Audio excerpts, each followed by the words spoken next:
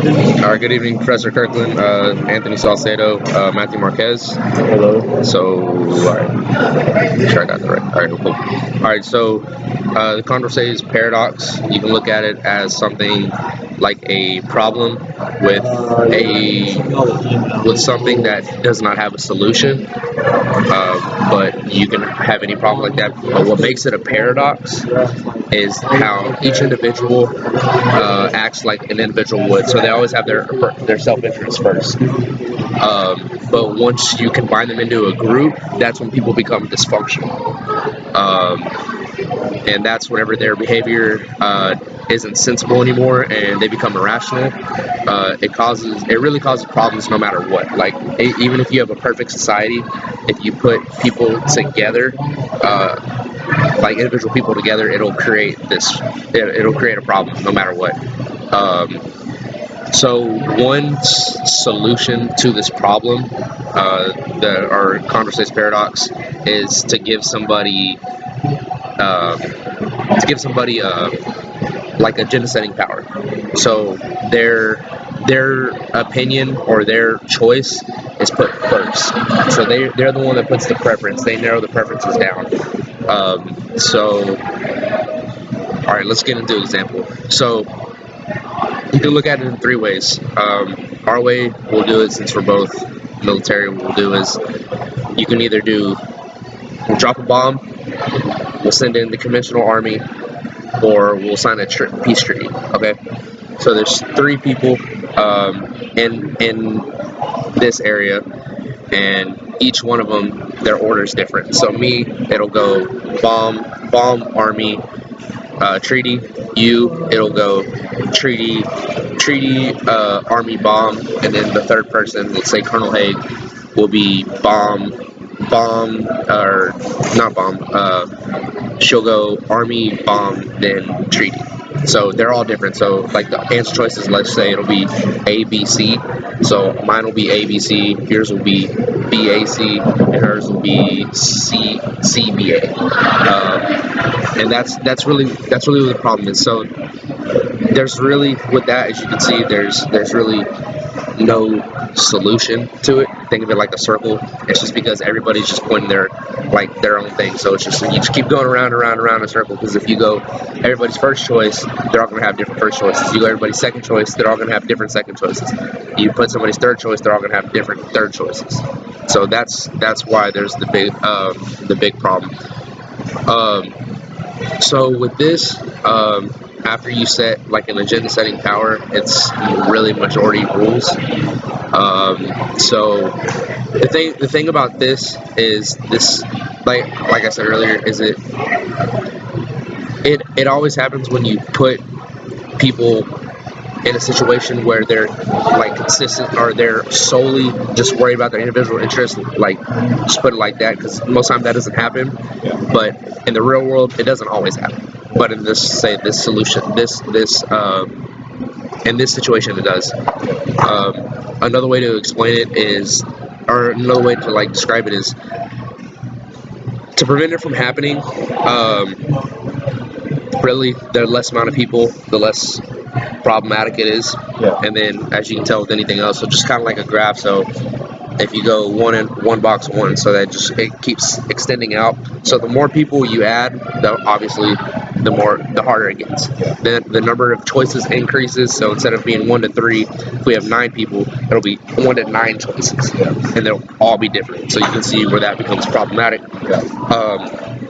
So in the real world, it's one way that people find this solution is to either find a status quo, so like a set benchmark, or like a reversion point. But the thing about that is, if you set that status quo, or you give that reversion point, somebody's given the agenda setting power to determine the status quo, to determine that point to where you'll refer to.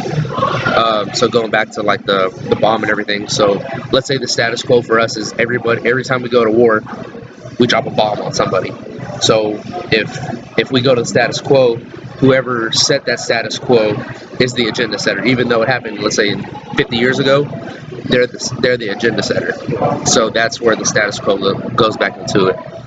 I'm trying to think what else. How else can I explain this? I think, for the most part, I think that's where it really gets. So, all right, I guess this is kind of where I see if you understood what I'm saying. Okay. All right. So why is this a paradox for the most part, or why is it why is it considered a paradox? It's a paradox because each person, their true intention is going to be different than anyone else's. It's going to differ.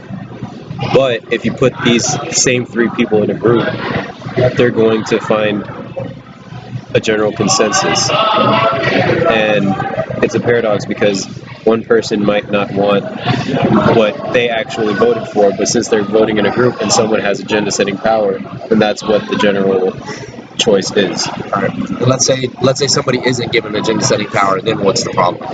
The problem is that people are just going to have their own opinions, and there's not going to be a leader. And so they can't voice their, they can't put it into one choice because they're all going to want their own individual decisions. All right. So you kind of said, okay, so what's a solution that we can have to solve this paradox?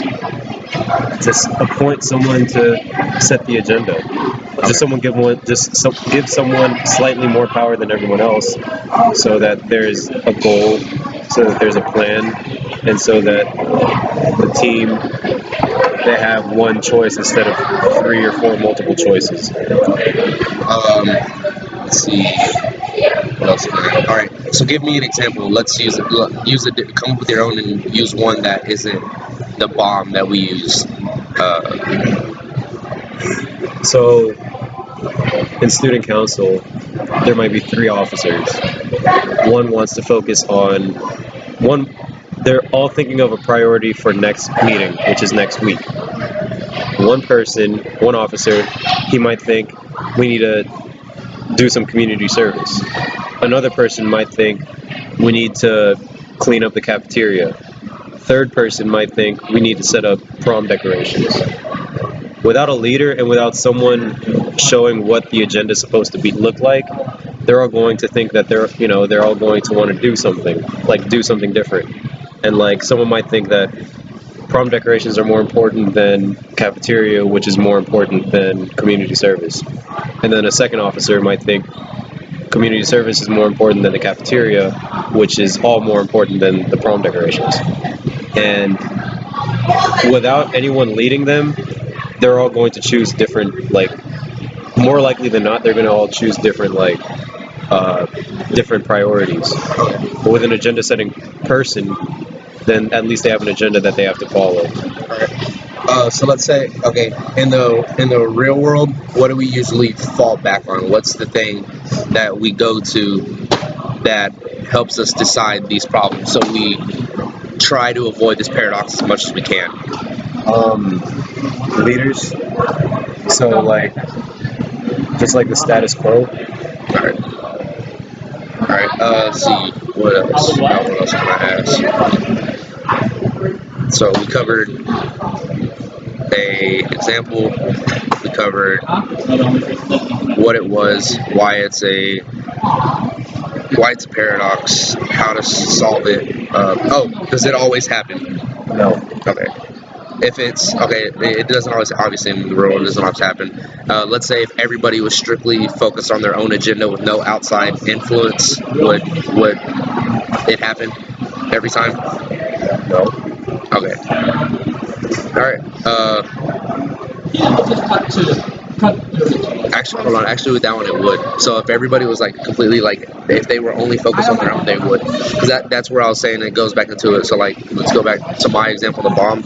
It's if you only wanted to drop a bomb and that was your first choice, no matter what, and everybody stuck with their first choice, you would never find a solution. Oh, So like, yeah, so like, oh my bad. Okay, I should have said if no one was given that agenda-setting power and there was no status quo, there was nothing. There was, like I'm saying, there was no outside influence whatsoever. There was just three people that came together to try to make a decision, Okay. and they all had different choices in mind in different orders. Would this paradox always happen? Oh, okay, yeah. Okay. See, that was my bad. I should have cleared it up. I think that's about it. Trying to think. Yeah, we hit all the points that I wrote down. So, all right. Thank you, Professor Kirkland, for taking the time to watch this. I'll see you Thursday. All right. Good night.